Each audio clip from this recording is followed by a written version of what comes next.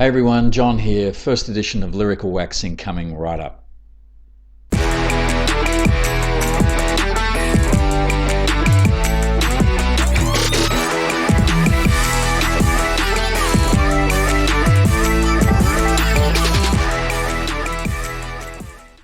First up, what's all this first pressing malarkey? So once you get into vinyl records and you start doing a little research, it becomes pretty quickly evident that some pressings are valued more than others. There's the limited runs for a start. If you've collected anything in your life before, you'll know about restricted availability being the shortcut to paying higher prices, generally for just about anything, right? And then there's the variant offerings, coloured vinyls, splatter wax, deluxe audiophile editions, and goodies included in box sets, and so on and so forth, in every imaginable combination. But what are first pressings, and why do they sometimes command such a premium on price? Why would you pay $28 for a recent repressing or $50 for something older in a vintage old cover? A couple of definitions first. A first pressing is made by the band or artist for that single EP or album that they're releasing of the vinyl record in that particular country. So you can have first pressings from the United States, the UK, of course Australia. Each of these countries are producing different pressings of a particular record for their particular markets. So later pressings of these records are then known as second, third, or whatever subsequent later pressing might be, fourth, fifth, etc. So some vinyl albums like Fleetwood Mac's Ever Popular Rumours will have many pressings in many different countries, and some lesser records will have only perhaps one in just a few territories. And of course then there's going to be even less popular records with just one pressing in that particular town.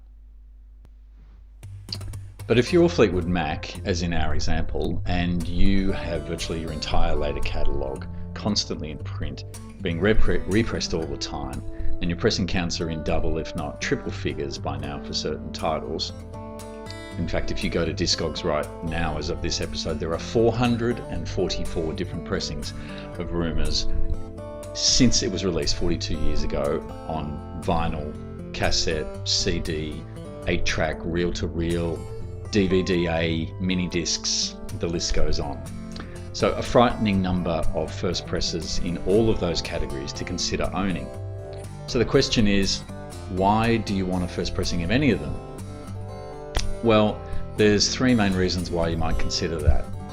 The first is that the original 1977 albums were mastered by the sound engineer from the original master tape.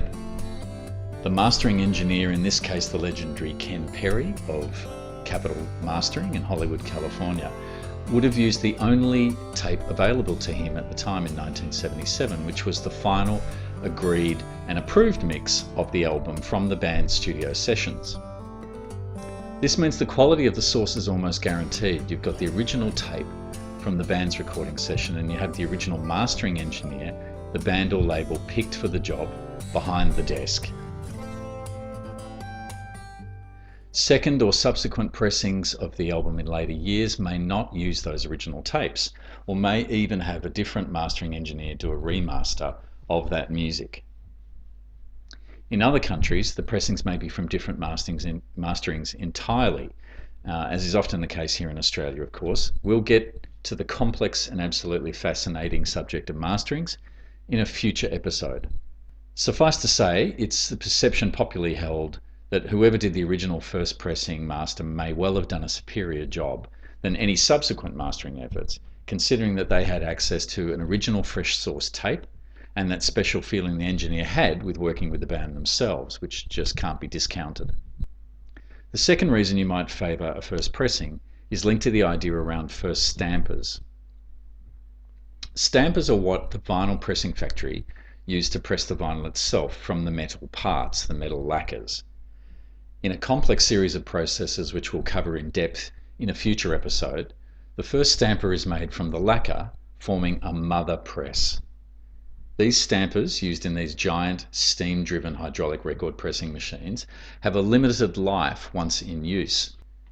It's generally thought that degradation begins around the 1000 pressing mark, and that by the 10,000th press, The stampers are exhausted and should be replaced.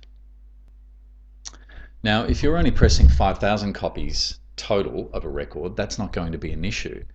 But what if you're pressing several million, as in the case of the perennial favourite Rumours? You're going to need a machine with a lot of stampers, and each one of them have the potential to be further away from the original tape sound. So generally, the closer one can get to the early mother press, it's thought the better quality your final wax pressing is going to sound. And this goes for the potential reissues and remastered copies as well, of course, but this gets confusing fast. So let's just say the closer you can get to an original master tape and the original master press, that first press, the better that original sound is going to be carried. So that's the second potential reason first pressings are coveted. Third and last though, there's the collectability factor. Simply for collectors, quite often the first edition of something, whether it's a book, a car, a toy, or a vinyl record, can be more valuable or collectible than a later copy. Whether there's a nostalgia factor or just to hold something original and really old, having first pressings of an album is often seen as being desirable by collectors. First pressings remain a holy grail for some in the record collecting community. How they are mastered, who mastered them, and how these original collectible records were pressed are all topics we'll cover in a future episode. For now, thanks for watching. Leave any thoughts that you have below, and we'll see you next time on Lyrical Waxing.